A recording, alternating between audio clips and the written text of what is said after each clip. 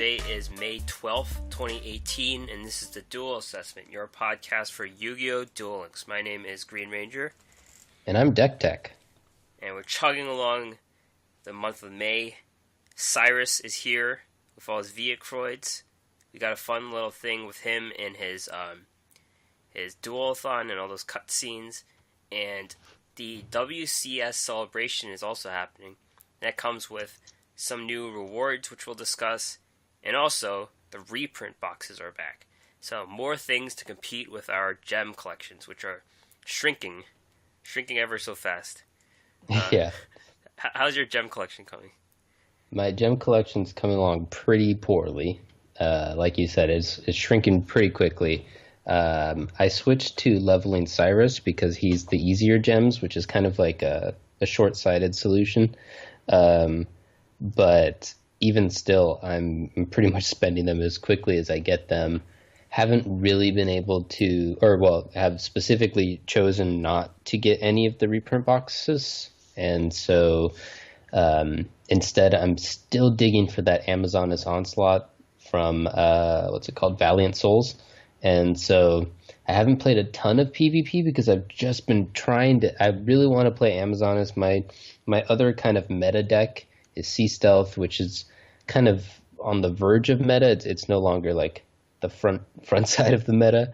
And aside from that, it's just the deck that I've been playing for like a couple months now. So I'd really like to try to play a different deck. So I'm trying to get those Amazonases and just haven't gotten the necessary cards yet. So I haven't been able to play very much PvP. Mostly just been grinding events and auto dueling to try to raise character levels and stuff. Yeah. How's about you? Before you finish, It's funny how you want to play Amazonas and then the deck is suddenly evolving to a hot lava golem side. Yeah, I saw a little bit of that. The deck's switching it up. It still needs the 3 Amazonas Onslaughts, though. Or at least the versions that I saw did. So I still can't play it. And I actually want to play that version even harder. Because I was thinking I would name the deck Lava Girl. And then my Mako deck would be Shark Boy. And then I want to get King of Games this month with Shark Boy and Lava Girl. That's amazing. So I'm really hoping I can get those onslaughts, all for the long con to get that joke on my Twitter feed. Well, you just gotta keep spending those gems and get those cards, make it work. Yeah, the upside is that means that I can start actually playing with my Sea Stealth deck, and it'll work towards that goal, so I can actually get into PvP. I've won like 7 PvP games so far. I've barely played it at all. And most of that was messing around with the various spellbook decks. So I can finally get started on that in the meantime while I wait to get my Lava Girl online. Well, I got up to 40 wins, but I went backwards to Legend 1. It's kind of my week. I won 7 out of 8, but I didn't rank up for some reasons. That was kind of weird, but I made some changes to my deck, and that didn't really help. I really what the changes were. I've only have one ties, so I figure you need to go faster than everyone. So I'm looking through Abyss Rising for my second ties. I think I only need 2. I don't need 3. But I made changes in that I added yugioh Accelerator and Ghost Trick Scare, 2 cards that could be more explosive, because the yugioh Accelerator special summons, and the Ghost Trick Scare is like a flip trick, I guess, that you could flip your guys face down, and then they put stuff, and then you flip them back up, so then you just destroy something on their turn. So I'm trying to be faster than my opponent, but it didn't work, so. Yeah, we saw a little bit of the Accelerator when the deck first came out. But not so much on the Ghost Trick. We might have, but I don't really remember ever seeing too much Ghost Tricks. Yeah, those are kind of fringe cards that are still considered tech cards for yugiohs, so they're not completely gone. Like in one of the tournaments we'll discuss, one of the decks has Gyurgiano Mark II, I believe, which is a card we've never seen before. So the deck might be evolving, so we'll see. Cool. All right. So let's get into esports. Duel Meta 19, this is the regular tournament. The other tournament we're going to discuss has an interesting format, but this is just the original Duel Meta weeklies. This happened on Tuesday. Billy Break, first place. Grit Sylvans. This deck is not too... It's just your regular Sylvan monster composition. The Ultimate Providences are in the graveyard. I mean, in the side deck. And the magic cards and spell cards are Tribute to Doom, 2 Econ, and 1 Treacherous Trap Hole, which has come out swinging since it came out. And the sideboard's interesting. There's DNA Surgery, which changes the monster types. And then there's also Last Day of the Witch and Warrior Elimination. And if you put these cards together, you could destroy all of your opponent's monsters because you use DNA Surgery and you could change them into anything, even if they aren't Destiny Heroes or Spellbooks. Yeah, I like it. I also like the decision to move the Providences to the sideboard. I haven't played a ton of Sylvan, so I don't know which decks it's specifically in there to counter, but I just think that Treacherous Trap Hole is so powerful that it kind of makes sense to make that small cut of the traps, move into the side deck, put in the Trap Hole for just kind of its general utility, and then bring in the Ultimate Providences instead of the Trap Hole in the specific matchups where you want that. Yeah, they both beat yugiohs from my experience, but the Trap Hole seems better as the Providence is conditional. Yeah. Well, the Trap Hole is conditional, but the yugiohs don't flip-flop unless you have 2 things on the board anyways, so it's better than the Providence at that aspect, I guess. Yeah, and Trap Hole has been annoying for me in the little bit of Sea Stealth that I have played, because the whole point of Sea Stealth is that you get out 2 guys so that you contribute. And so if you're not careful, you get out 2 guys and they kill your 2 guys and you just get blown out and you lose. Yeah. So it seems like a good call. Second place, KW Row 1, Aliens. Aliens are coming back. Even in ranked play, they're coming back. People are getting King of Games. And the interesting thing about this deck is the sideboard has a Mystic Swordsman level 2. That's 2 of them. And this basically destroys face-down monsters, so I guess it counters Sylvans. That's why it's there, I guess. Yeah. It's also got the Alien Kid. I guess that's kind of becoming standard now in the main deck. I'm seeing 1 to 3 copies in decks that got King of Games. Yeah. Okay. And then the next guy, we'll see it there too. Yep. Grucius, 3rd place winner with Aliens. This one has 2 alien kids. And this one is the one running Brainwashing Beam. The aliens are coming back and they don't really have a set deck.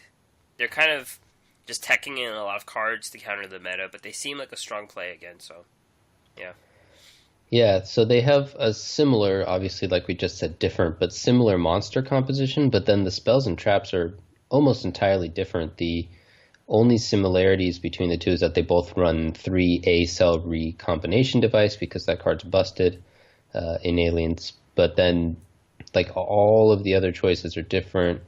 This guy, Mr. or Mrs. Grucius, runs 3 Cosmic Cyclones, 3 Wall of D, and then, like you said, the 2 Brainwashing Beams. So this is a very different setup than is Crowway ones, where it's like a lot of kind of traditionally strong tech cards with 2 Forbidden Chalice, 2 Super Rush Headlong, 2 Econ, and then just the 3 Powerful Rebirth, which saw a good amount of play in Aliens as well.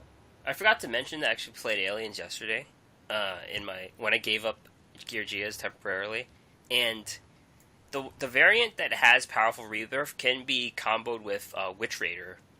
And I beat a stall player because I had 2 Powerful Rebirths out, and I just blew out their back row, and I won with Witch Raider. So that's another card you could consider for Aliens. Nice. And 3rd place, Yay Hey with Amazonis. This is a very different look, because there is the Amazonis Paladin, which gains attack based on the number of Amazonas you control, and it has straight flush. Yeah, straight flush is interesting. He's got the one sage, so I guess the straight flush is if they have a board with just one or two traps, then you go with the sage, and spells and traps, and if they have all three, then you get them with the straight flush. Straight flush, I think it works against yugiohs. I know I always played 3 face downs. And also Amazonas, they always played 3 face downs, it seems like. Yeah, it must be a meta call for the Amazonas. I was just thinking, sometimes when you'll play something like a Sage, people will try to protect, like they really want one spell or trap to go off, and so they'll try to protect that one by giving you too many options so that you have a 33% chance of hitting the one that they don't want you to hit. And then you could just get them with the straight flush, and they probably concede at that point. So yeah, it's a good call. I like it. When you're in that situation, you always try to play the card you want to lose first. That's definitely the first magic card or trap card you play. And then you try to, the one you want is like the second or third one. I think that's my strategy. Yeah, it's good because a lot of people will do the opposite, right? They're not really thinking about it, and they'll play the one that they know they want to play first. And so that's kind of the one that a lot of people end up targeting when they're choosing something to destroy, because they're like, well, this one's the one they knew they wanted to play, and then this was the one that they hesitated for a second, then decided to put down, or something like that. Sometimes you can use pauses to your advantage. Just don't wait too long. You get reported for slow play, but yeah. All right. So the next tournament is the MLM Trimasters 1. And this is a 3-deck format. So each player brought 3 decks. They have to be different archetypes and skills. They change their decks after winning. And this is important. I think this is the first tournament where they could actually see each other's decks before the games. It's kind of like Hearthstone. This is the first... I believe this is the first one where they could see their decks. Yeah, what do you think about that? I'm sure there have been some small tournaments that probably have that same idea, but yes, this looks exactly like a Hearthstone format, except there's no ban. If they instead brought one more deck and then you were able to ban one of your opponent's decks, then this would be the most common Hearthstone format brought over to Duel Links. And I wonder if the ban would be something that people are interested in, because it always adds like a new dimension to how you do your Hearthstone lineups and stuff. But I really like that they are exploring this space more, looking at different tournament structures, bringing a whole lineup as opposed to just bringing one deck. This was the format, except that they didn't have open deck lists, but this was the format with the 3 decks that they used in the World Champs. Right. So it makes sense to kind of go back to that format, especially with the World Champ qualifiers coming up. So some of these people might be trying to get in and want to practice it. So all around, I'm just in favor of it. I've always felt like sideboards were a point of weakness for Hearthstone because we didn't have them. But I like, the option of having it or the option of doing a tournament without it. I don't think that we need to just all do everything in one specific way because that's the way that we're used to or that we like it best. It's always nice to see a little bit of a shakeup. And I believe DK said he might be going towards this format, and I guess the people here at MLM, which are basically, they started off with Duel Links meta, they're testing it out, perhaps, to see how it went. Yeah, the downside, of course, is that it's more expensive for the players. So we see, sometimes it works out okay, where you can buy one box and it'll help you build 2 strong archetypes, or you'll just have some strong archetypes that carry over from metas in the past. So if you're building the Destiny heroes, then you might already have yugiohs just kind of by default, and then Sylvans are fairly cheap. So you might just have that because you've been playing for a little while. But I think that might explain some of these lineups a little bit, is just the price of playing in a format where you need to play with 3 different decks as opposed to just one deck with a small sideboard. But these are also the players who are competing every single week. They're winning money. They're probably the ones who are most likely willing to put it that extra money to be able to build 3 decks. So Yeah. I like it. I would like it if they ran tournaments in both formats. And just a reminder to everyone, if you're low on money, you could just compete in these tournaments. You can pay for your cards if you're winning, if you're a good player. So, there you go. Yeah, if you're really good, these are some solid players. So yeah, I don't know if I'd invest in that, but if you have some time, you should definitely check it out. I've not yet done a Duel Links tournament. I don't like how the in-game is makes it fairly difficult, I think. So it's a little bit of an off-putting thing, and usually these run when I don't have a chance to play in them, but one day I'll give it a shot. And having tried out other tournaments in other games, including Hearthstone, and then in my real life days playing Magic and in Yu-Gi-Oh and stuff in real life, it's a great experience. So if you've never played in any tournaments, you should definitely check it out. Yep, I agree. First place, Black Jesus brought Masked Heroes. This is 21 card version. Not much to say about this version. Balanced yugiohs. This one's interesting because it's free to play. There's only one ties, and this is what kind of gets back to your point. He probably didn't have a complete yugiohs, but it was his third best deck, so that's why there's only one ties in this deck. Yeah. Gyurgiano Mark II comes in. This is a card where you could special summon a Gyurgia from your hand or graveyard. Not bad. It's kind of like Gyurgia Accelerator, but a bit slower. But yeah, you can think about that card. Paleozoic Canadia. I've seen this card in some Gyurgia decks. Floodgate is kind of new in this deck. And Grit Sylvans with Monster Reincarnation, which we saw in the first iterations of Sylvans, I believe. Yeah, it's an interesting card. It lets you do some shenanigans where you're like pitching Rose Lover to get back a tribute monster, and then you're using Rose Lover to play that tribute monster for free, or you're using Rose Lover to summon a big monster, and then you're also summoning, like, next to it, a Sylvan Guardioch or something. You know, it just lets you kind of do some shenanigans, so I like it there. He's also running it. The whole kind of the setup's a little different than usual. It's a 25 card deck, right? 1, 2, 3. Nope, I just can't count. It's a 20 card deck. It kind of has like tech cards, though, like sort of. Yeah, like Magic he's got Deflector. the Solemn Scolding is weird, and he's got the Magic Deflector, which is also a little bit weird.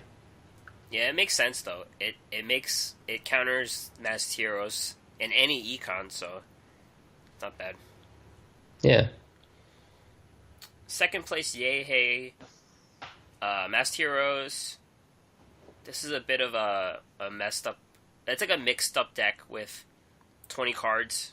It kind of has every single Destiny hero in it, which is weird. Usually you skip them. You skip a few of them and you have certain ones. But this one has at least one of everything. And Grit Sylvans. This is a very standard version with 2 econs and 2 Providence, a very old version, and your Balanced Gyurgias, which only has 6 monsters, which is surprising to me, but they have 2 Paleozoic Canadias, which kind of help in that regard. Yeah. And again, it's, as you guys probably noticed, the same lineup. I think that in this case is a little bit more because he thinks it's all the best decks. These seem to be some pretty high budget versions of the decks. But at the same time, I do think that some of these decisions are based on what cards are available to the people, and maybe you might play something a little different, but is it worth, dropping $100 to get a full box to play something a little different? Like, probably not. These are the ones that you have and you're familiar with and stuff, so I'm not surprised to see that as well. Third place, Built to Tilt. Masked Heroes. Not much to say about this version. You have Archfiends, Balanced Archfiends, which is weird as a skill. And this one's interesting deck. They have Card Trooper, which is the new Jaden level 45 drop. and Paleozoic Canadia's here. Yeah, interesting deck. Yeah. And, yeah. The Card Trooper is definitely weird. I've never seen it anywhere. This version is fairly similar to the one that I was seeing, we're going to talk about in a little bit, from the, what's it called, KC report, where the idea is that you're filling your graveyard with cards, with Archfiend cards, so that you can then use the Emperor's ability without having any downside of losing cards in your hand. You can call the Archfiend more easily, and you can use the Archfiend's Roar to get back a big guy. It seems like a fun deck. I like it. This version is actually more appealing to me than the one that's in the KC report because, oh no, never mind. I can't play this one either. I was gonna say I could actually play it. I'm always like one card off on an Archfiend deck. Yeah, I can. If I finish out my Abyss Rising, I could get 2. I won't ever get 3 though. Yeah, the KC report one only has 2, and that's the one that I was using. I'm pretty close to having that. Actually, I have 0 Needlebug Nest, which is interesting, but we'll get into that. Where's that from? So that is from Land of the Titans. It's an R from Land of the Titans. Oh. And I actually got really lucky opening that box because I kept getting the baboons. And I just got no R's. That's just how it went. Lucky in quotes because the baboons don't see any play now. Whereas the nest kind of does. That was the first Decade video I ever saw, though. And he talked them up pretty good. Yeah. I mean, that was a year ago. Over a year ago. We thought they were going to be good. And his Built to Tilt's last deck is Grit Spellbooks, and this version runs Dark Magician of Chaos. Yeah, I've seen a little bit of Dark Magician of Chaos getting some traction. I still find it interesting that Spellbooks doesn't have a deck yet. Like, no one seems to know how to build it. Lots of people are having success with very different versions. Some people, such as myself, aren't having success with any versions. So it's always, when you see something like this, I'm like, oh, okay, I guess this is something else for me to try, maybe. It has Spellbook Organization. I've never seen this card before. Yeah, it's slightly Kingdom. a dead card. It's from Crimson Kingdom. Huh. So that means this was released before the other ones. Yeah. Well, it's not a spellbook. Well, it has spellbook in its name, but it could be for any deck. Right, yeah. It's crazy. It is a spellbook, so you can search it out and stuff, but it's not a spellbook in that you don't need to have any synergies with it. I think the reason why it's in there is because he is running what's this guy? Reaper of Prophecy, and also the Fool of Prophecy. And both of these want you to have different spellbooks in the deck. And so normally you see them more in the Grass Looks Greener versions, where you just fill up your whole graveyard with all these different spellbooks. But this is 22 card version, and so it doesn't have as much, you can't just like dump everything into the graveyard. So he's just kind of specifically adding a different spellbook just so that he can have better chances of getting 5 different ones in there. He runs 7 different, 1, 2, 3, 4, 5. Yeah, 7 different spellbooks.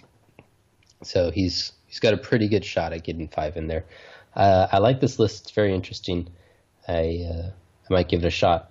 It's close to what I have. I only have 2 blue boys, just like he's running here, but I also only have 2 Spellbook of Secrets, which might be part of the problem with my performance with the deck, because no matter, like, for all the variants that the deck has, everyone always has 3 Spellbooks of Secrets, and it's pretty obvious why. It's a very powerful card.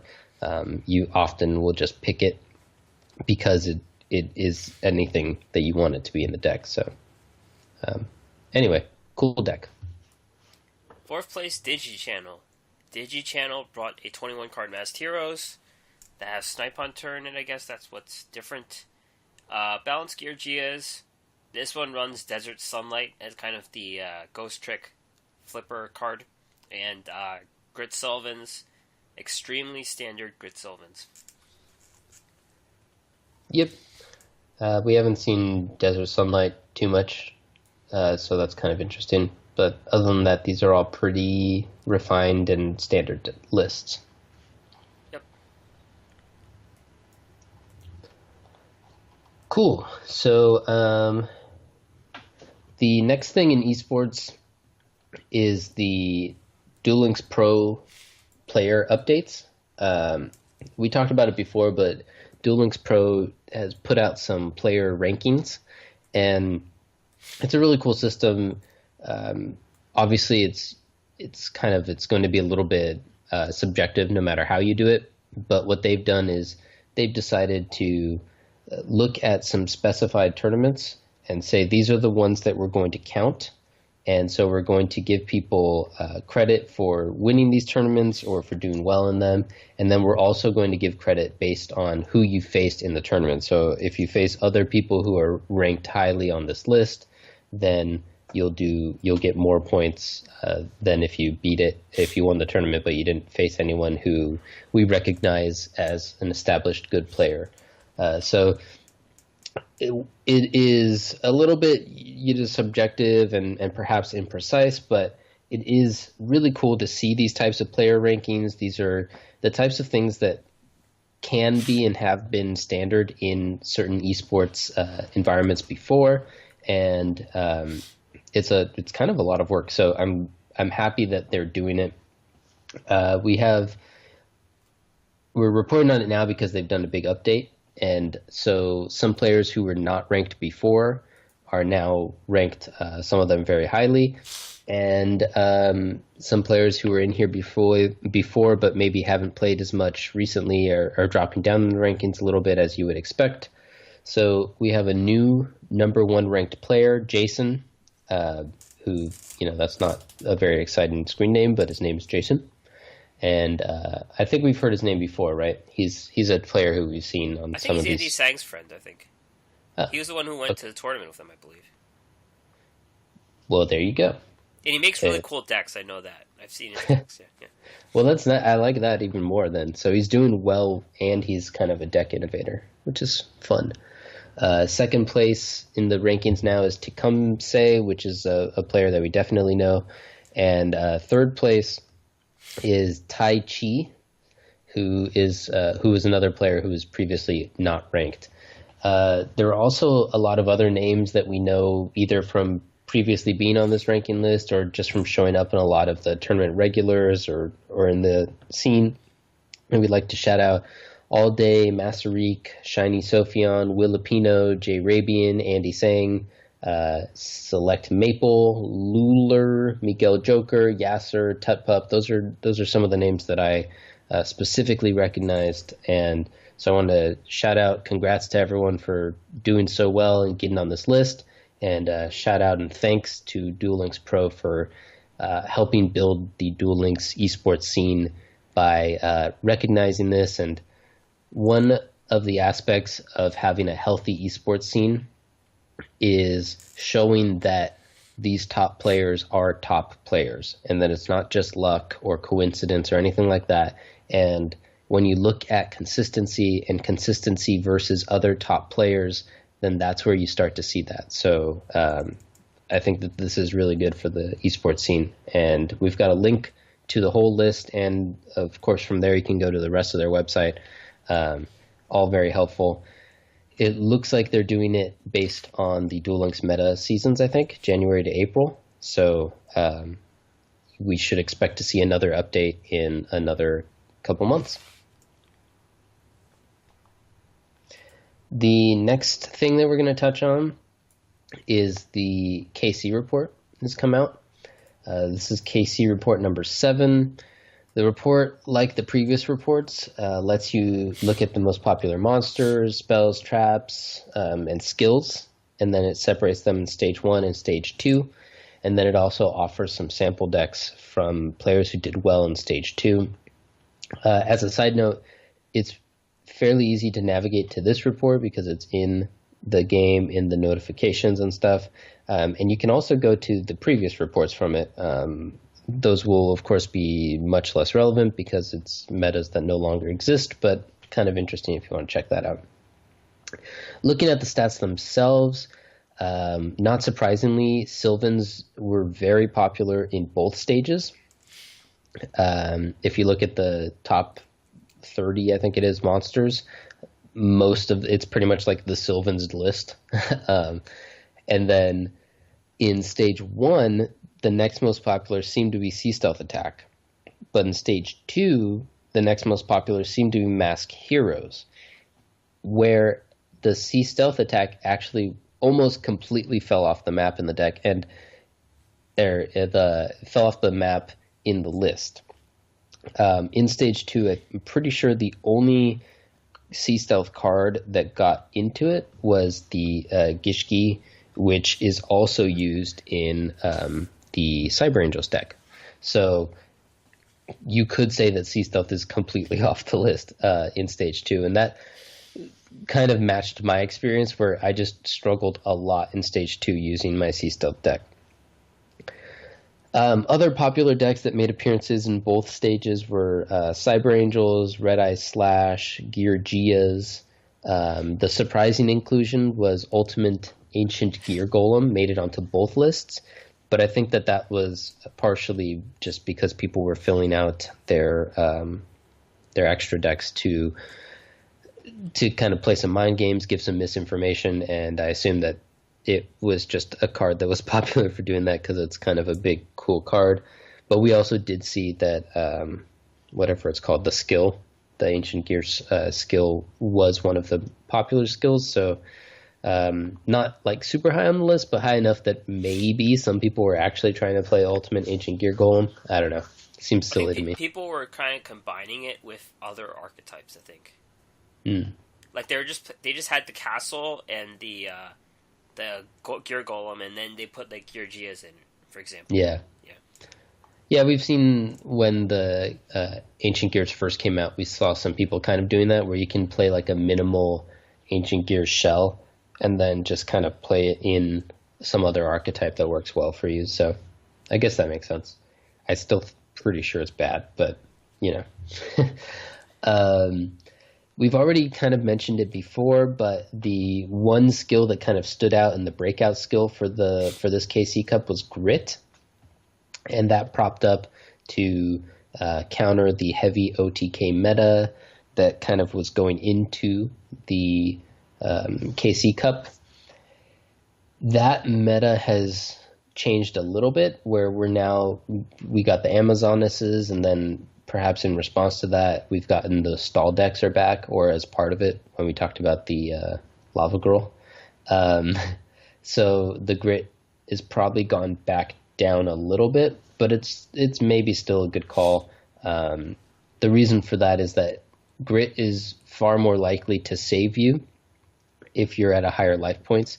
So when your opponents are killing you in one turn, usually that's because they're swinging with like two really big guys, and that second one's fairly unlikely to kill you if you have Grit. I don't know from the top player council what the actual stats are, but it's good enough that it usually saves you if you're over 2,000, and so they tend to do it a lot to protect against that. There was no in KC Cups.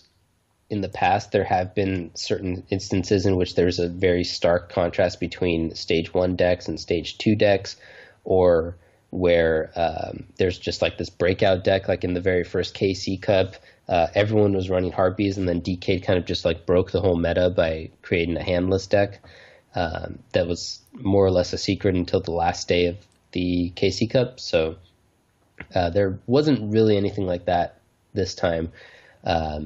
We saw mostly known decks, and you can see those in the featured decks. They're pretty much, I think it goes A through like J or something like that, and they're pretty much just all of the major archetypes, the main decks that we expect to see.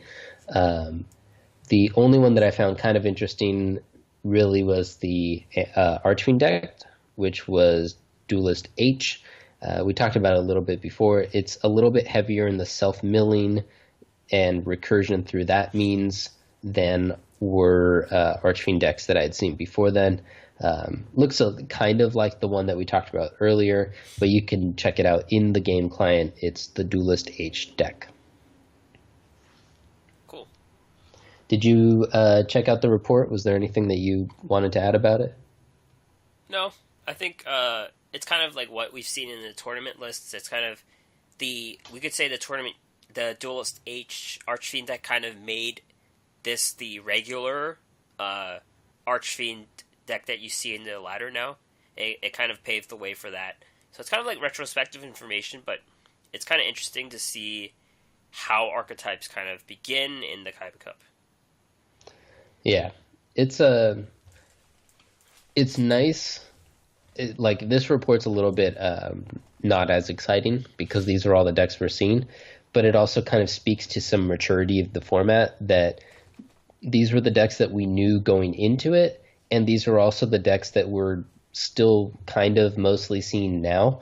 And so that kind of shows that we're at a mature stage in the format where we know what the top decks are. We're going to talk about it in the Duel School, but we kind of know what some of the matchups are and stuff like that. And that's all good for people who are trying to make some money in the game. They want consistency. People who want to play at the high level, they want to have their play distinguish who goes on, more than just being surprised by, as we call it, clever deck building. So this all works towards that. It also means that, people are going to get tired of the meta. This maturity can also mean staleness. So totally understand that if you're feeling kind of not so into it. I was feeling the same way, like I said at the top with my Sea Stealth, where I know the deck's solid. It's probably more like a tier 3 deck at this point, but I know it's good enough to climb, but I just don't feel like doing it. I wanted to play something new. So that's kind of what we're seeing here.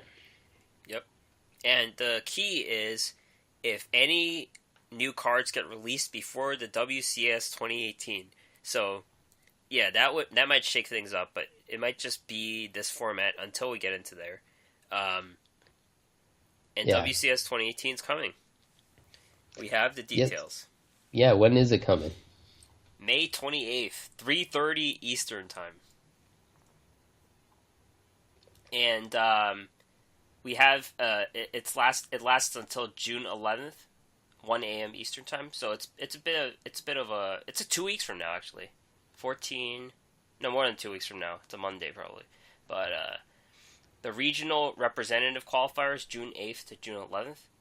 And unlike the KC Cup, this one goes up to DL level 25, so instead of 20. And it scales up based on your rank from last month. So we will both start at level 15, because we got King of Games and Legend, and it's the same. Yes. Yeah, I got Legend, I think, because of this reason. Right, I just wanted to make sure I got at least Legend. Yeah. And we got upfront rewards as well. 1,000 gems, Dark Magician Girl sleeves, 2,000 gems are coming for new players. New players apparently start with 1,500 gems, but we're getting 2,000. They're getting 2,000. Yeah. And the future event reward structure, 50 gems per day for 3 duels, and 800 gems through dual level ups, and an SR ticket and a UR stone. Yeah, it should be nice. Speaking to whether the meta will change before then, I actually think that they're doing a pretty good job of... So it makes sense, since you want this to be the best players going into the World Champs. It makes sense for a certain extent to have a fairly settled / stale metagame, because these are like, you're competing with the top players, and you don't want to be learning brand new decks on the day of the World Champ qualifiers. That might be more interesting for some of us, but for some players, it's kind of like, that's really rough if you expect them to, especially if it ends up being some of those RNG cards where you have to get it from drops or something, and then they have to spend time like getting lucky and farming stuff and whatever when they should be competing anyway. But we have gotten a little bit of new cards, with, of course, the Amazoness cards. And we got them a little while ago, so there's a little bit of time before the event for you to learn it.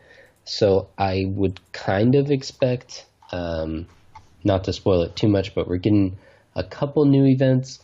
I would expect that we get maybe some new cards, but they're not the most impactful. And then we get a new box, like a new regular box, because of course we got the reprint box and selection boxes that we're going to talk about later.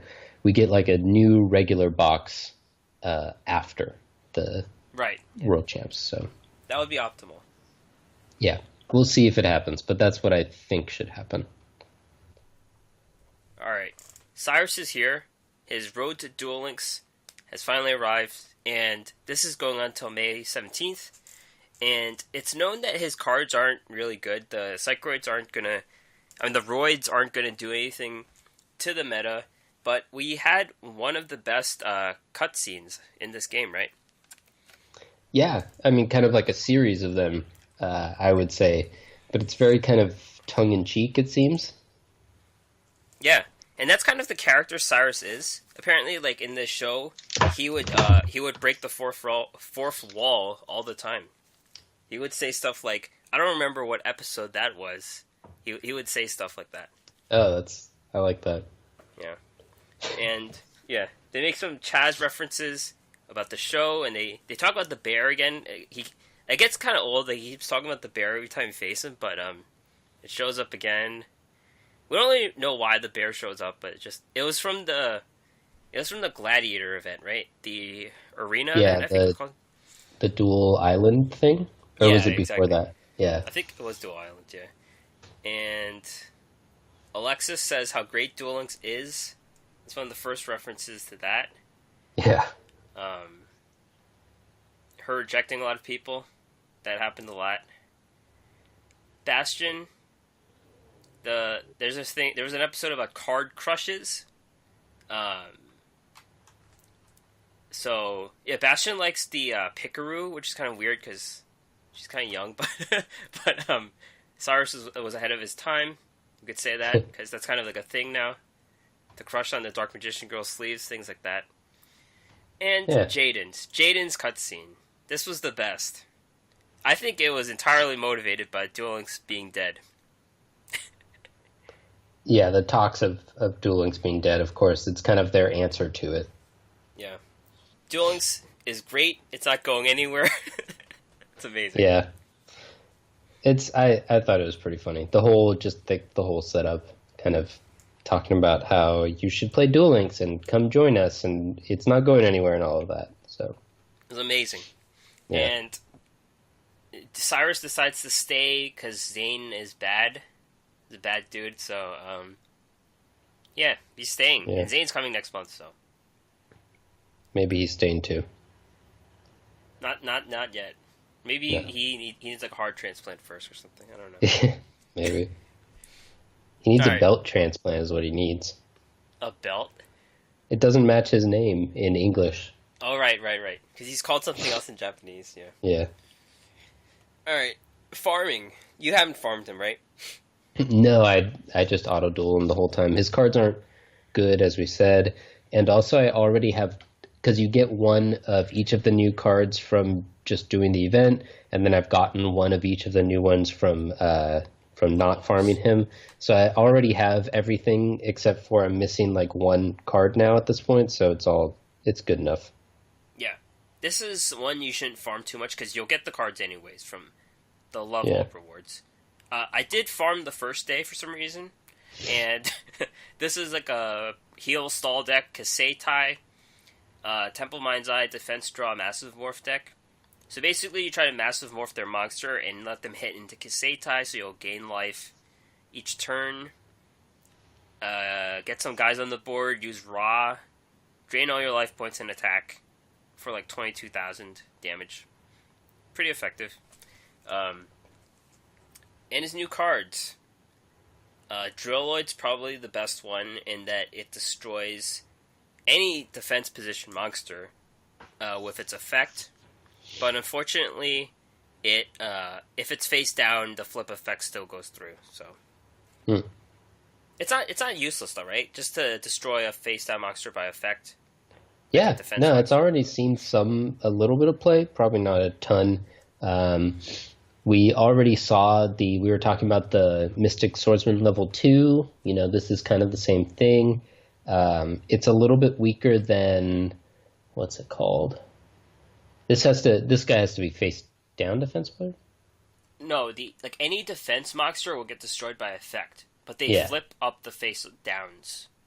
Oh, I see. Okay, so it's Yeah. not quite as good as what's it Sea called? stealth, sea stealth. Well, sure, yeah, sea stealth, but I was thinking of the ninja guy, Oh, Grandmaster. Sasuke. Yeah. So I think it's not quite as good as that, but maybe the machine tag is worth it.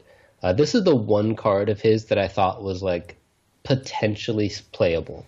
Yeah, I got a prismatic one. Ooh, then you have to play it.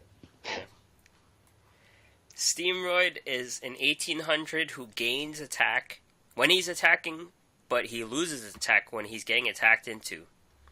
So it's not very good. There's a Yeah. card called X-Saber Galahad right now that no one plays. It's from a structured deck, so yeah, same thing. Yeah, you can combo them with reverse trap. Boom, got him. A reverse trap, nice. Steam Gyroid is a 2200 fusion with nothing, so that's all I have to say about that card. Fusion Guard is a trap card that dumps a. Whenever you take effect damage, I believe, you dump a card from your extra deck into the graveyard. It might be something in the future if you can bring back those cards from your extra deck. Yeah, seems like there could be some sort of combo potential or some engine there. Other cards, you get one boss monster, which is Super Viacroid Jumbo Drill. You fuse 3 things into a 3000 with piercing. So that's very underwhelming, but if you use Viacroid Connection Zone, the card becomes immune to effect destruction. But, yeah. It's interesting if anyone can make that work. That's all I could say. It's going to be tough to make the meta. Yeah, I don't think it will, but, you know, it's there if you want it to. Gyroid could have some stall usage. It takes 2 attacks each turn to get destroyed, but not against effects. So, yeah. Yeah. Viacroid Connection Zone's polymerization with these Viacroids, but they become immune to effect destruction. That's something. We're getting 3 of baby. these, by the way. We're getting 3 of these from level ups. Yep. Stealthroid. This card was not good. It's if it attacks, I believe, or destroys a monster, you can destroy a Spire Trap, and it only has 1200 attacks, so it's not that good. Yeah. And Truckroid, 1000, 2000. If it destroys a monster, you can equip it to him, and it gains its attack. But it's only 1000 attack. It'll be neat if you could do something with Storm, where you could use the monsters and blow stuff away, but 1000 attacks could be tough to pull off with it. Yeah, this card seems only good when, like, the AI is facing itself. When I'm auto-dueling, I'm like, what are you doing? Why do you keep letting it get huge? And I lose to him because of some stupid Truckroid shenanigans. But I think, for the most part, it's not really playable against real people who make real decisions. Right. And he has some new dual skills, training wheels. It gives them the Banish ability. So there's the Parapsychroid and the Psychroid get the Banish ability. But in the event description, they say Jetroid, which is interesting. And Jetroid's not in the game, but it's pretty good. When it gets attacked, you can activate a trap card from your hand. That's its ability. That would be pretty good, right? Yeah, it seems like it could be. There's some really good ones that, you could sneak stuff in, since there's a good amount of things that disrupt traps that are, like, before you attack. That's kind of how you can get around some stuff, but if you do this, then you can't get around it anymore with a Hate Grenade or by just destroying it or whatever, but yeah, it seems kind of cool. I wonder if we'll get it. Maybe a hint. It might be a hint for us. It's a leak. Yeah. Check out my ride. Lose 1800 and you get a random Roid. I'm not sure if this is a randomly created one or if it's from your deck. I'm not exactly sure. Yeah, I haven't played it to check out. Yeah. check out my fusion is lose 1500 and draw a Viacroid connection zone. So it's like a Master of Fusion. And my monster cards, a skill that Yugimoto has had, but we've never really seen it. So those are his skills. Yeah, the training wheels seems like it has a little bit of possibility because of the pair Psychroid. You can attack directly, so it's kind of like you said, the Skystar Ray, what's it called? Temple Mind's Eye combo. Yeah. So there might be something there. I doubt it, but that's kind of like the one that caught my eye as a possibility. Yeah, and pair Psychroid's 1600, so it's not horrible. It's okay. Yeah, I mean, that's because otherwise you would just use the Temple Mind's Eye and the little guys. So the point of this is like you can do it maybe with a smaller card requirement. The problem then is, though, if it like dies or whatever, then there's less redundancy. So I don't know. Probably not, but possibly. So yeah, make sure to get Syrus at least to level him up and get his gems and rewards. Oh yeah, yeah, for sure. You should get him just based on just playing normally, but if you don't happen to play that much, you should definitely make sure that you do. Yep. And now we're getting new cards. Selection Box Mini Volume 1 and also Selection Box Volume 1 are back for a whole month. So you have until June 11th. Each pack costs 200 gems, but has a guaranteed URSR and has 12 cards.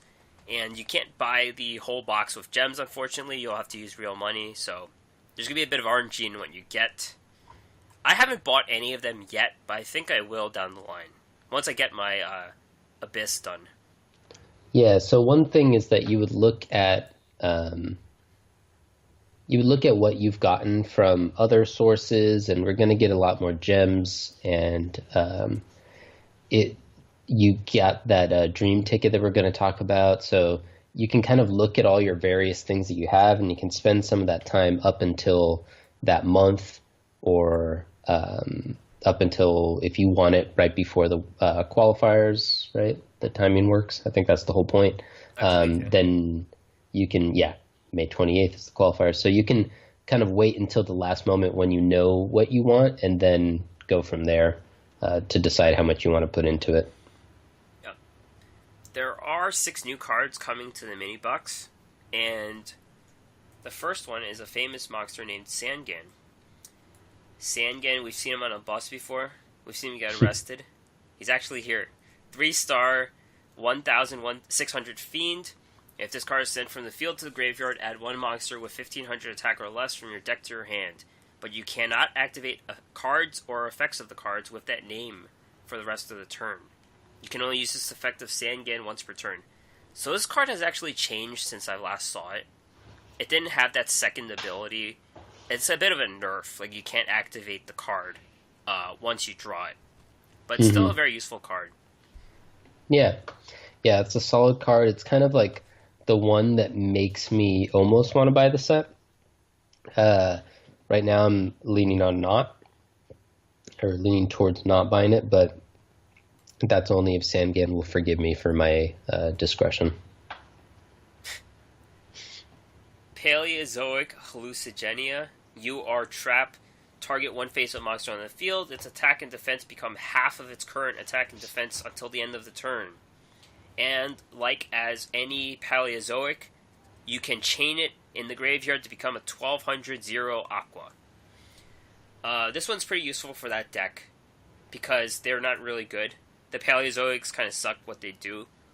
The only one that's good is Canadia, so this definitely goes into that deck, but it is also like another mirror wall, so it might have some use, and being a monster. Yep, yeah, it seems decent. Some new SRs, Acts of Despair. This is also a kind of old card. Equip spell. It's always treated as an Archfiend card. Monster gets 1,000 attack. When this card is sent from the field to the graveyard, you can tribute a monster, put this back to the top of your deck.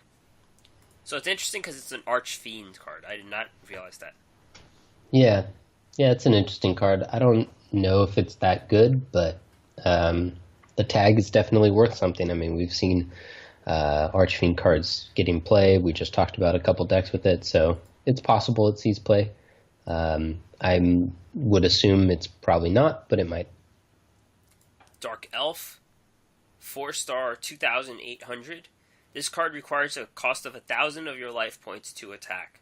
So this would have been really good in the beginning of the game, but now we're getting monsters that have more or less the same attack. Right now, I think 1,900 is like the highest 4-star in the cards in our meta, and you could trigger dual skill by losing life, I guess, but not that exciting. Yeah, I think the problem is not because it is definitely better than any of the other 4-stars we have. The life points isn't a huge downside if you want to use it. I think the bigger downside is that we have so many special summons now that you can't just play 4-star monsters, really. It's pretty hard to do that. And so you can't make 4-star monsters much better than this, because then it's just like super duper power creep, and then you'll have no point of ever having tributed monsters. So I think if they want us to play cards like this and they want us to play more tribute monsters, what they have to do is they have to have some way to curb the incredibly powerful special summons. Right. And then this card might see play, but I think right now it's probably not going to see much play. Isn't there an old card that destroys all special summon monsters? Was it Kaiku? That sounds familiar. I'm not sure. It's either Kaiku or Jaugen. Let me see.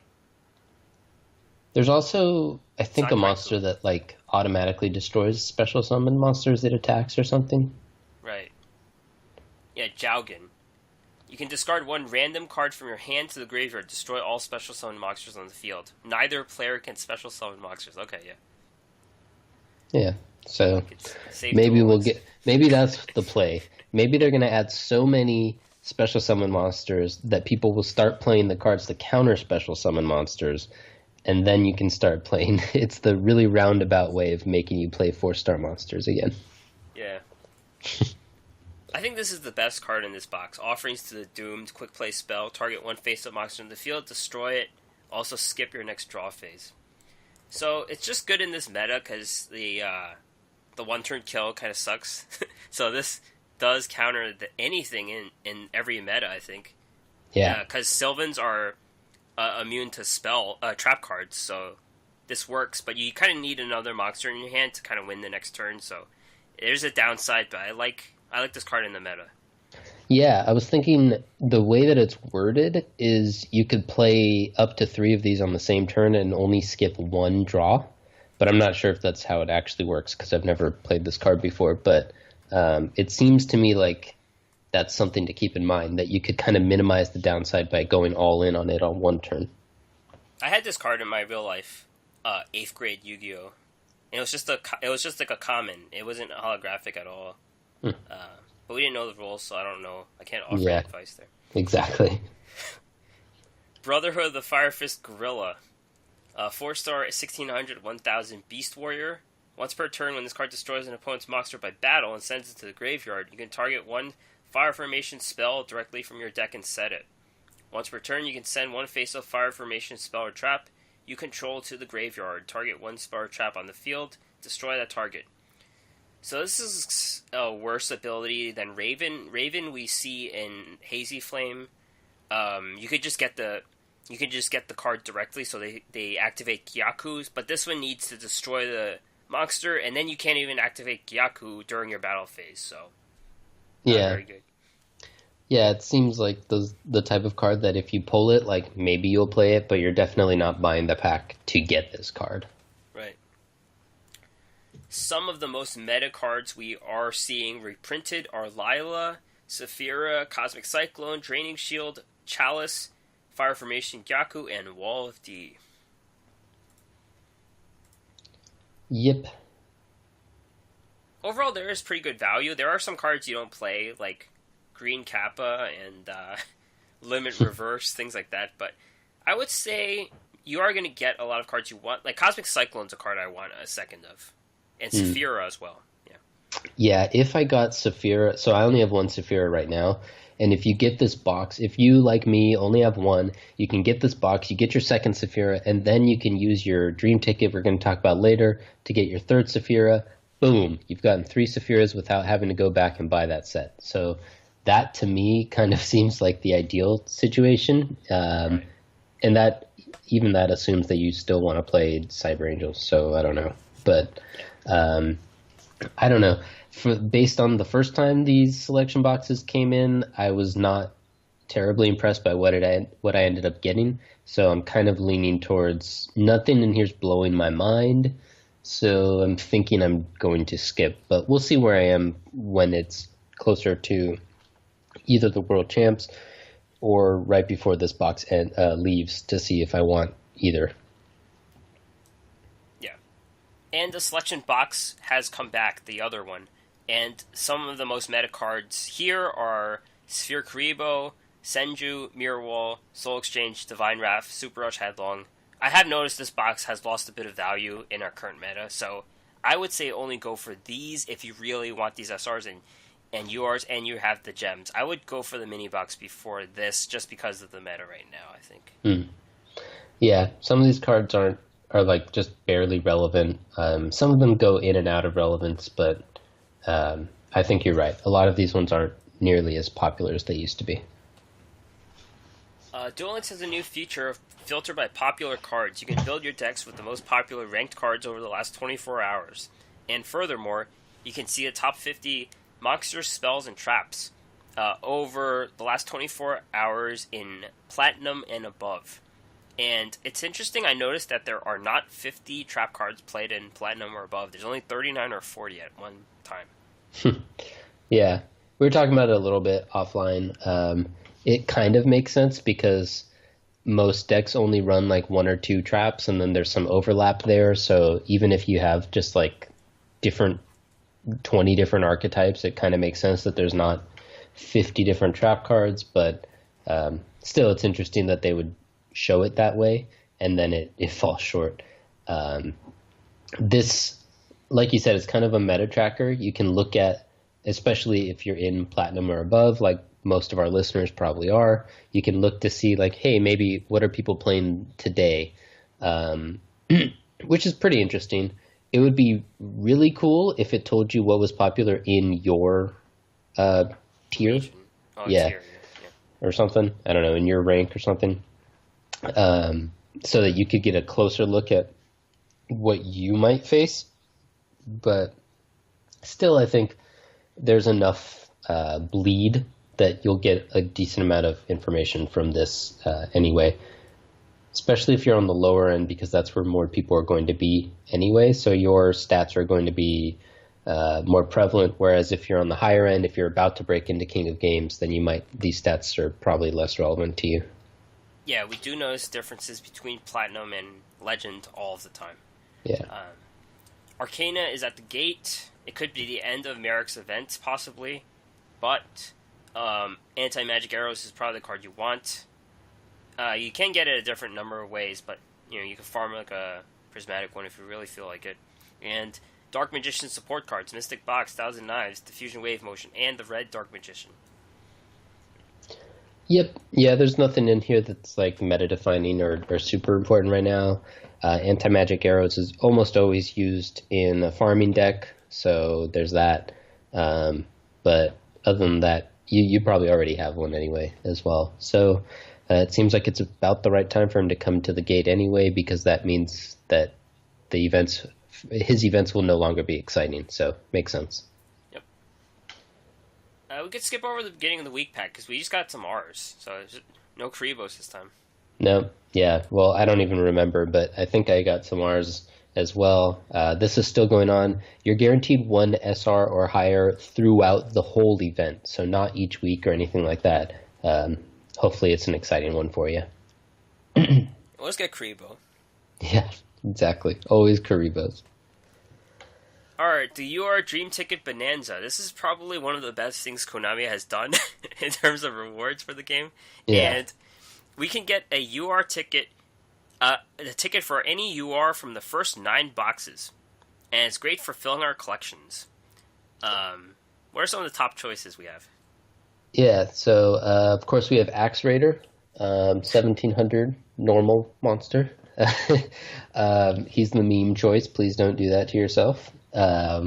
The other top choices include Dark Paladin for some farm decks, maybe, Divine Wrath, Floodgate Trap Hole, Gozuki, Saphira, Ninjutsu Art of Transformation, Red Eyes Slash, Red Eyes Wyvern, Senju, Soul Exchange, Sonic Bird, Snipe Hunter, Sphere Karibo, Summoner of Illusions, also for farming, or any like second or third copy of any card that you need maybe a playset of, but you don't want to go back and buy the entire box.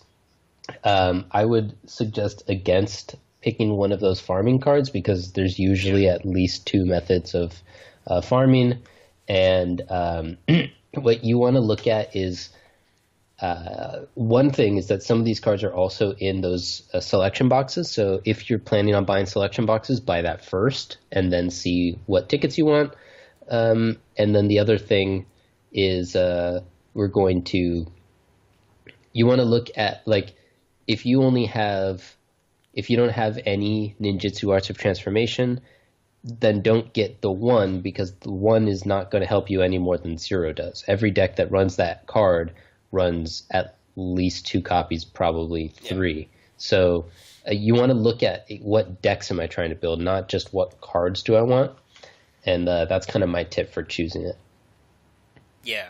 The card I was looking at was Ninjutsu Art of Transformation. I have one. And I'm not sure how far I am in Electric Overload, but it's not a set I really want to go through again. But yeah, I didn't realize it was in the mini box reprint. No, it's in the selection box reprint, not the mini box. But it is available there, so I can get 3 potentially, but I would have to buy through that selection box mini again. So it's gonna be tough to see. And we do you can wait a bit longer, but it's if you want to wait before the next competition. It's up to you, really. But then, like, if you hold on to the card too long, the card may not have any value later on in the meta, so it's tough. Yeah. Yeah, this ticket's good for, like, a year, so you can wait till the right time to make the choice, but like you said, if you wait too long, then it might become irrelevant. I'm leaning towards Floodgate Trap Hole myself. I think Red Eyes Slash and Snipe Hunter are another pair that if you're interested in both of them, you should just buy that mini box, maybe. That might be the better play for you. If you have something else that you want, you might go for that. But the main thing is that I'm really excited for what this means for the game. As we've talked about a couple times, we don't have any sort of crafting system. We have a very poor trade system where you take your extra cards and they essentially become useless because the trader doesn't have enough selection for you to care about what he gives you. And so this is like kind of the fix for that in my mind, where if Konami makes it so that we can earn these types of dream tickets or they give them out a little bit more frequently instead of just once per year for like the World Champs or something, I would love it, for instance, if I could trade 10 or 20 or whatever number they think is right, probably not more than 20, but some number of UR jewels so that I could get one of these dream tickets. And then the point is that would allow you to get these old cards without needing, like, there's only one good card in this whole box, and I'm not about to buy through this box of 200 packs to get this one relevant card. And we've talked about it tons of times. It's a little bit weird and upsetting that this is one of the very few digital card games that doesn't have some means for you to go and pick out specific cards that you want, and you have to buy through packs for them because that's just a huge money sink. But this seems to be kind of the path, and I hope that they continue down this path to give us that better route towards getting these relevant cards without needing to go through and buy a bunch of cards that have been power crept out of the meta. This reminds me of the system for a card we both played this week, a game we both played this week, which is Magic Arena, and that they have the wild cards, and that's exactly what this is. Yeah. And I would suggest that they should have these stream tickets in the ranked duels to make us really grind the ranked duels. as like the 100 game, you get the UR ticket right now, which typically isn't a good card. The UR tickets typically are, whatever cards, but this would be good in the ranked duels to make people play ranked. Yeah. Yeah, and if you're a card game junkie like we both clearly are, where we're playing multiple card games all at the same time, then you should check out MTG Arena as well. That's in closed beta right now, so you have to ask for a sign up, but it's kind of fun. I'm gonna be checking it out more later. I was playing it a lot until I realized they're wiping our accounts, so I might play it during open beta. Yeah, yeah. As far as I understand it, that's pretty standard for like closed beta processes, where they kind of, since the game's not out yet, they don't count the work you do there. So you have to wait till open beta sometimes to get your stuff to carry over. I know I was in Hearthstone during open beta, and that stuff carried over. So Closed I think beta. I was in closed beta, and they let me keep my stuff. So. Oh, interesting. That's why I thought they would let me keep it here, but I guess that's not the case. So. All right. Well. Anyway, back on topic, because we're running a little long. Well, yeah. Last topic. So the next quick thing is we're going to head over to the Duel School. We're going to check out this chart made by a group called App Media, company probably. And it's a matchup chart for some of the top meta decks. The company we found it in a tweet. It's in Japanese, so we can't read. There's like an article website that goes with it, so we can't really read how they decided on this, what their method was, or some more details on it. But this chart is really easy to read. It has pictures of kind of core cards, so you can see what it is. We're linking the chart in the show notes, so you can check that out. But it has some matchups where it shows like Sea Stealth Attack beats Amazonas, loses to yugioh. They have it beating Sylvans, which in my opinion is kind of draw dependent, but generally agree. And then the new cards like Amazonas beats Destiny Heroes and the Cyber Angels, but loses to, like I just said, Sea Stealth and yugioh. The Spellbooks beats Sea Stealth and Archfiends, but loses to Cyber Angels. So you can kind of see they have Destiny Heroes, Amazonas, yugioh, Cyber Angels, Sylvans, Sea Stealth, Archfiends, and Spellbooks all on this chart. And it's kind of, arrows pointing here and there. And it's a pretty quick, easy, handy way to check out how your matchups line up. And this is really cool with these types of matchup charts are the types of things that we see a lot in meta reports in games in which a lot of this data is available to us. Hearthstone is a huge user of this type of data. We constantly have meta reports from various different groups looking at matchups and looking at data to see what you can take to beat certain matchups. This is great for tournament formats, especially those like open deck formats that we were talking about maybe coming up. So you can see, you can kind of try to decide which order you're going to play your decks to try to counter their decks. Or it's also good for the latter when you are using that recent popular cards feature. You can see, it looks like right now everyone's playing Sylvans or everyone's playing Destiny Heroes or whatever. I'm going to look at my collection. I have this deck or this other deck, and which one should I take today onto the ladder? Oh, it looks like today Amazonas is the better deck to bring. So it looks like we're kind of maybe in that zone where we might be able to get this type of report and meta-analysis stuff going. It probably helps that we're presently in a little bit of that refined meta that we've been talking about. So they've had more time to review all of this data and test these matchups and stuff. Whereas frequently in Duel Links, it's like changing every week. So it's kind of hard to actually nail down deck lists and actually nail down stats and stuff. But it's nice that when it settles down a little bit, we have the opportunity to get some cool info like this. Yeah, it'll be pretty cool to check out if they update this every week or so. And of course, we could read pictures, so this type of thing every week would be pretty cool. And, Duel Links, is so fast. You could take a break for 24 hours and then you start losing games because the meta's changed. So very helpful stuff to check out. Yep. So you can check out the link in our show notes. You can also follow them on Twitter at appmedia_duel. Yep. And the Japanese community has a lot of information that like the other world doesn't see about duelings, and they have a lot of talented players as in the games from Japan. So definitely, it's cool to check out their stuff. Yeah. For information. Yep.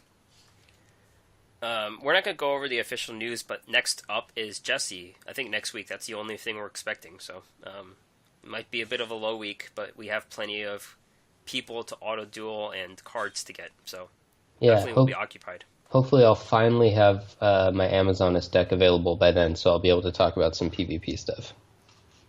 That would be optimal. If not, I'll have to take Shark Boy in and report back. Yeah. We'll see. Alright, so that's going to be it for us today. Thanks for listening. You can listen and subscribe on iTunes, Stitcher, Google Play Music, Overcast, and we're on YouTube as well. Check out the podcast and more on our website, theduelassessment.wordpress.com. You want to help support our efforts, patreon.com/duel_assessment. Send us an email with any questions at theduelassessment@gmail.com. Or you can find us on Twitter, duel_assessment, me at Green Ranger HS, DeckTech at HS DeckTech. Yeah, we also, I forgot to mention it, we also have a Facebook now that I update every once in a while. It's mostly just links to the episodes that link to the WordPress page.